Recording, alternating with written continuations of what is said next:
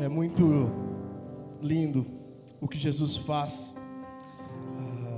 Muitas vezes a gente que trabalha na rede de jovens teve momentos de muito poucas pessoas, 2, 3, 4 pessoas, onde Deus liberou palavras profundas para o coletivo, para a cidade, para as nações, para essa juventude.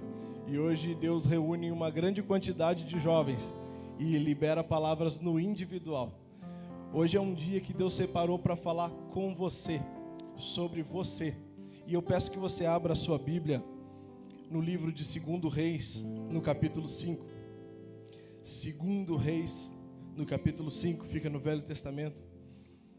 A partir do versículo 1, nós estaremos lendo uma palavra.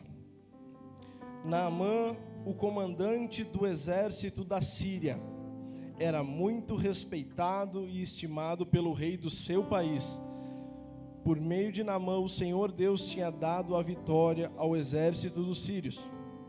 Ele era um soldado valente, mas sofria de uma terrível doença de pele.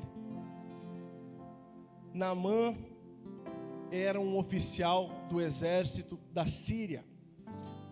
A soberania de Deus, ela sempre se deu sobre todas as nações, sobre toda a terra, pois essa palavra diz que o Senhor, por meio de Naamã, tinha dado a vitória aos sírios. Todavia, Naamã era um oficial do reino da Síria, e não de Israel, que então, no contexto bíblico, era o povo de Deus.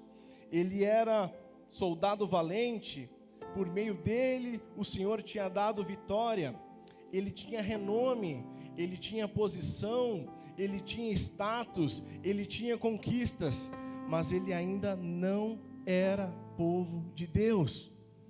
E sendo acometido por uma enfermidade, sendo acometido por uma doença terrível, que na simbologia bíblica simboliza a impureza, a lepra, a doença de pele a qual acometia Naamã, ele ainda não pertencia ao povo de Deus.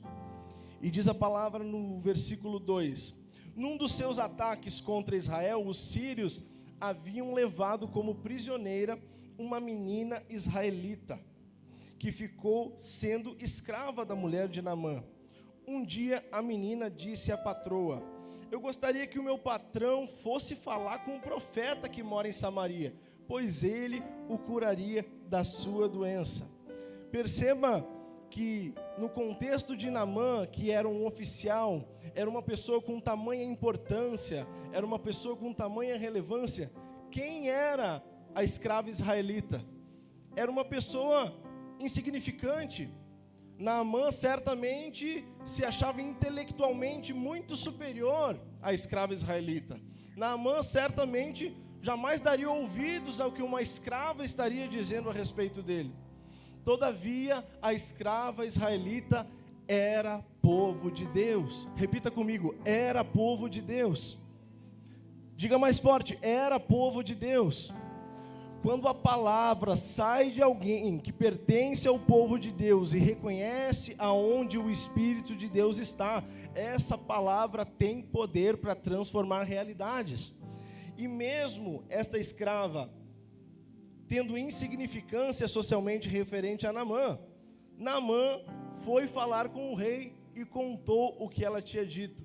Perceba, a escrava disse que Naamã deveria falar com o profeta, porque certamente ele seria curado. Todavia Naamã, mesmo tendo ouvido, ele não foi falar com o profeta, ele foi falar com o rei. E enquanto eu tentava preparar essa palavra, eu digo eu tentava porque todas as vezes que eu tentei, o Espírito Santo disse: eu não vou falar o que você preparar, eu vou falar o que eu quiser.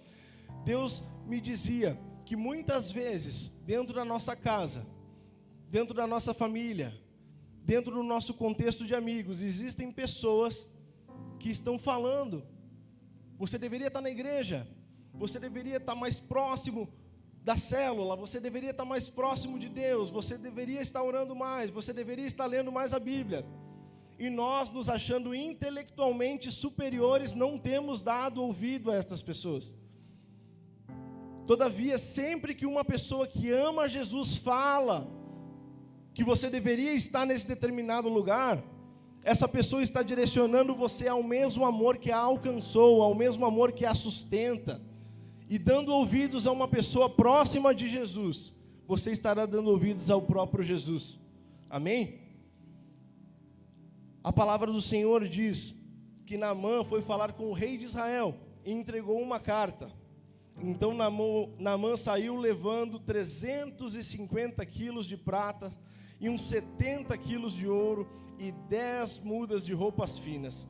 A carta que ele levava dizia assim: esta carta é para apresentar Naamã, que é meu oficial, e eu quero que você o cure. Uma carta do rei da Síria, que não era povo de Deus, ao rei de Israel, ungido por Deus. Quando o rei de Israel leu a carta, rasgou as suas roupas em sinal de medo e exclamou: como é que o rei da Síria quer que eu cure este homem? Será que ele pensa que eu sou Deus, que tem o poder de dar a vida e tirar a vida? Ele está querendo briga. Querido, quem foi ungido por Deus, reconhece que o poder não está em si, mas o poder está no próprio Deus. Quem foi ungido e escolhido por Deus, reconhece que não tem o controle, reconhece que não tem a solução, mas sabe quem tem. Sabe quem tem poder para transformar a realidade, sabe quem tem poder para dar e para tirar a vida. E sabe a sua insignificância diante do próprio Deus. O rei falou: eu não sou Deus, eu não posso dar, eu não posso tirar a vida. E o profeta ficou sabendo do que havia acontecido e mandou dizer ao rei: por que o senhor está tão preocupado? Mande que este homem venha falar comigo, e eu mostrarei a ele que há um profeta em Israel. Querido, quem sabe a sua mentalidade tem te deixado afastado do contexto da igreja. Quem sabe a sua posição social, as coisas que você precisa fazer, as coisas que você precisa atender no seu dia a dia, as suas obrigações com os seus estudos, a sua obrigação com o seu trabalho, ou até mesmo as coisas que você gosta de fazer, o prazer de desfrutar das coisas que você conquistou, tenha te mantido afastado de Deus, tenha te mantido fora do contexto. Mas a palavra do Senhor nos diz nessa noite: ainda há profeta em Israel. Na casa do Senhor ainda existem pessoas que liberam palavras proféticas, ainda existem pessoas que liberam palavras que curam, que libertam e que transformam realidades. Ainda há profeta em Israel, o Senhor está falando nessa noite.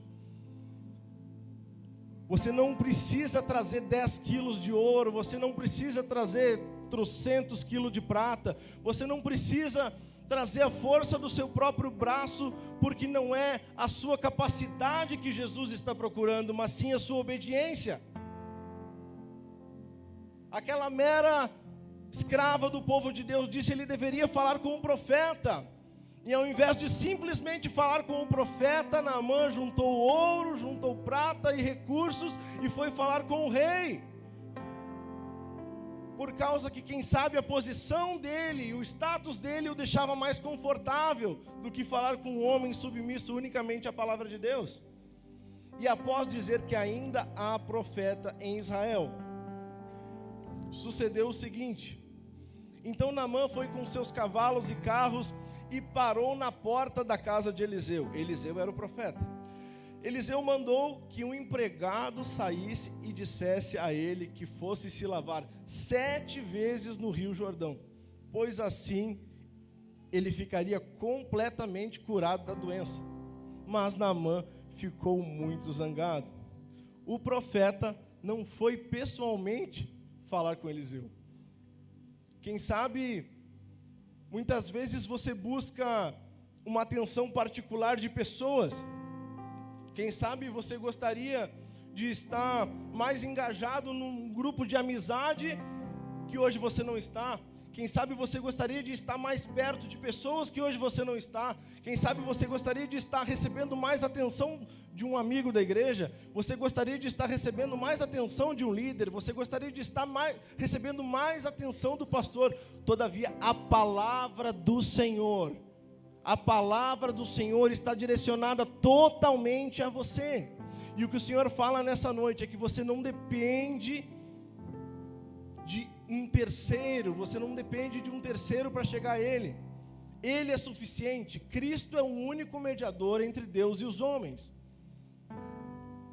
Por isso Eliseu mandou um servo falar a palavra do Senhor. Que a palavra do Senhor seja suficiente para a sua vida. Que o Senhor liberar para a sua vida seja suficiente, e você não dependa de um contexto, não dependa de uma circunstância, ou não depende de alguém com status socialmente grande falar com você para que você obedeça.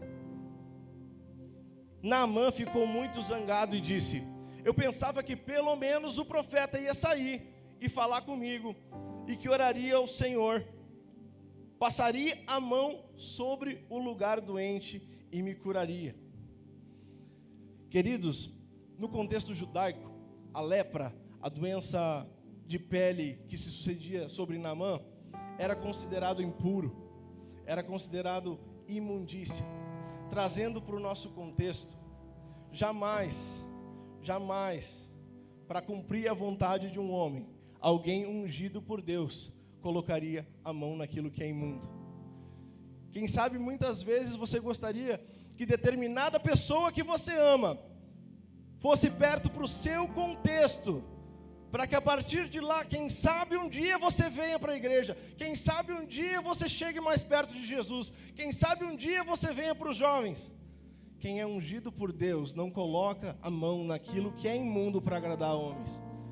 Quem é ungido por Deus apenas libera a palavra que foi oriunda do próprio Espírito. Diga amém. Diga mais forte, amém. Além disso, por acaso os rios Abana e Farpar em Damasco não são muito melhores do que qualquer rio de Israel? Naamã dizendo: quem sabe os rios lá da Síria, os rios cristalinos, não seria muito melhor do que o rio Jordão? Será que eu não poderia me lavar lá neles, que são tão melhores, e ficar curado? Querido, eu não sei em que rios você tem navegado, eu não sei que águas cristalinas e ilusoriamente bonitas você está caminhando, você está navegando. Todavia eu digo, se você navega em águas hoje, que não estão debaixo da palavra do Senhor, essas águas não são a vontade de Deus para a sua vida.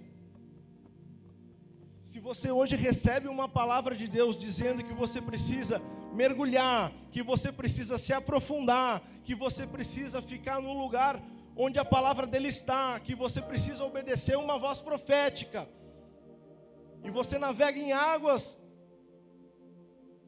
que aparentemente são mais agradáveis, que aparentemente são mais confortáveis, que aparentemente são mais tranquilas,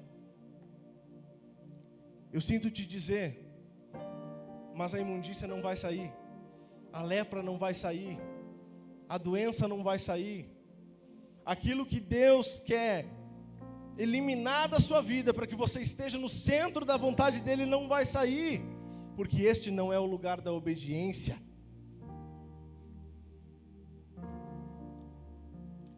Após isso, Naamã foi embora muito bravo. No versículo 13, novamente: então os seus empregados foram até o lugar onde ele estava e disseram: se o profeta mandasse o senhor fazer uma coisa difícil, por acaso o senhor não faria? Por que é que o senhor não pode ir lá se lavar, como ele disse, e ficar curado? Novamente,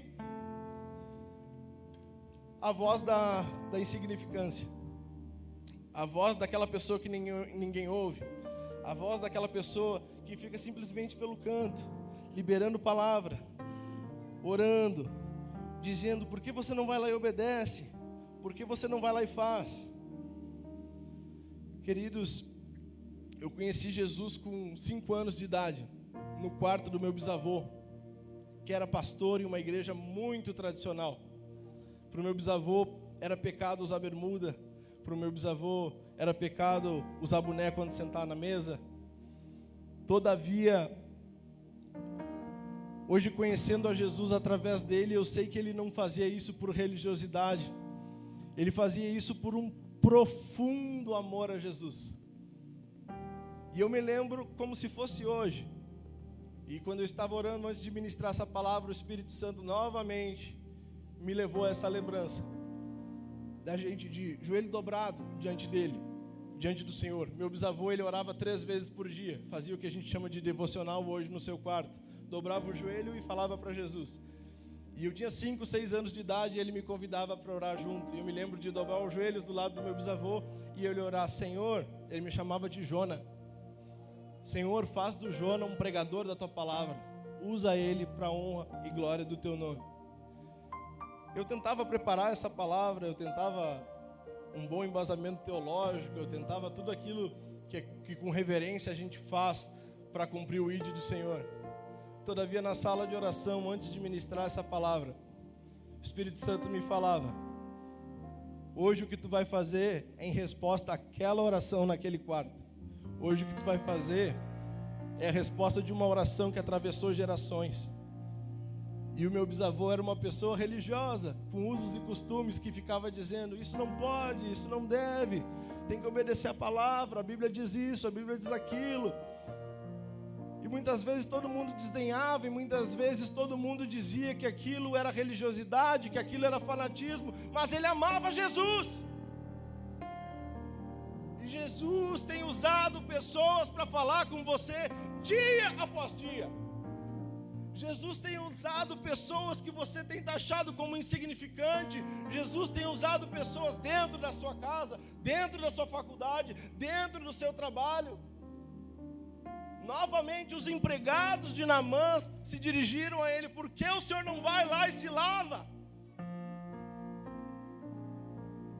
Então Naamã desceu até o rio Jordão e mergulhou 7 vezes, como Eliseu tinha dito, e ficou completamente curado.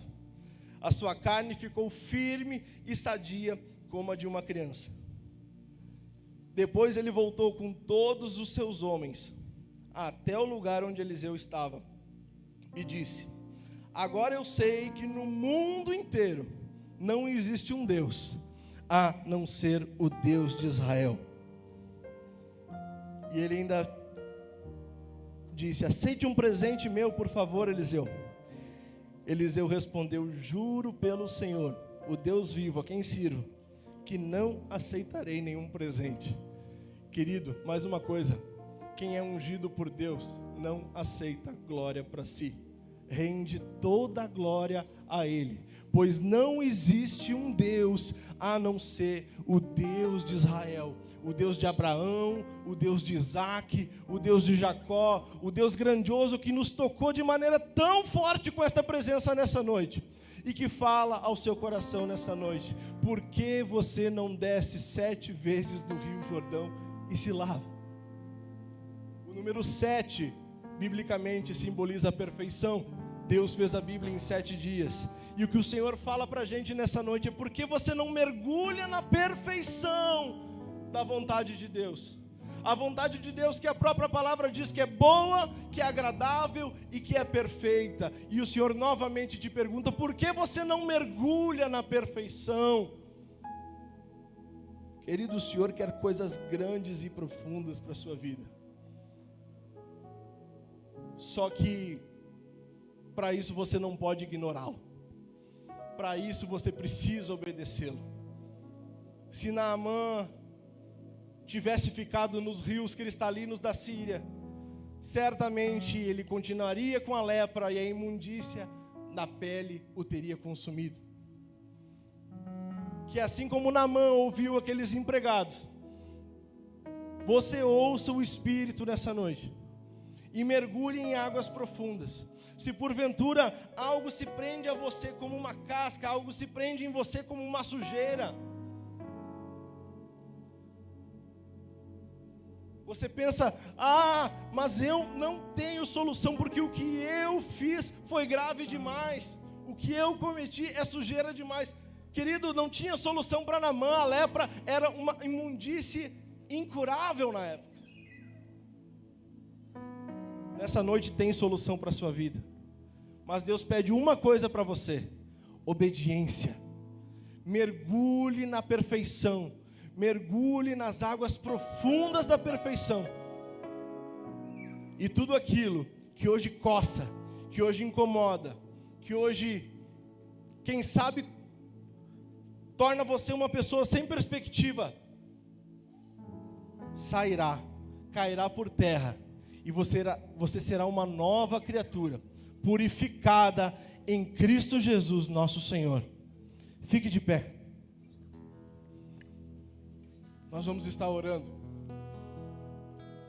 Nós vamos estar cantando mais uma canção. Feche seus olhos nesse momento, coloque a mão à altura do seu coração. E com as suas palavras, diga ao Senhor: Senhor, eu quero mergulhar em águas profundas. Senhor, eu realmente me sinto sujo. Eu realmente tinha uma pessoa que me falava dia após dia e eu me achava intelectualmente superior, mas nessa noite eu reconheço que era o Senhor falando. Fale com Ele do seu jeito, pois não há ferida que a partir de uma entrega real não seja sarada em nome de Jesus. Não há sujeira a qual o sangue de Cristo Jesus vertido na cruz do Calvário não seja poderoso para purificar. Pai, no nome de Jesus, debaixo da Tua palavra, debaixo do Teu sangue, nós Te pedimos que o Senhor venha tocando no mais profundo das raízes do relacionamento contigo que esta pessoa tem. Quem sabe a pessoa chegou cheia de feridas, assim como Naamã estava com feridas. Chegou cheia de sujeira, assim como Naamã estava com sujeira. Chegou sem perspectiva, assim como Naamã estava sem perspectiva. Nessa noite nós abrimos mão do nosso orgulho, nós abrimos mão daquilo que nós achamos que nós somos, nós abrimos mão do controle que nós achamos que temos, nós abrimos mão das nossas preferências e nós nos submetemos a Ti, Jesus. Vem com o Teu poder, vem com o Teu poder e opera, Deus, conforme a Tua palavra, no nome de Jesus, no nome de Jesus.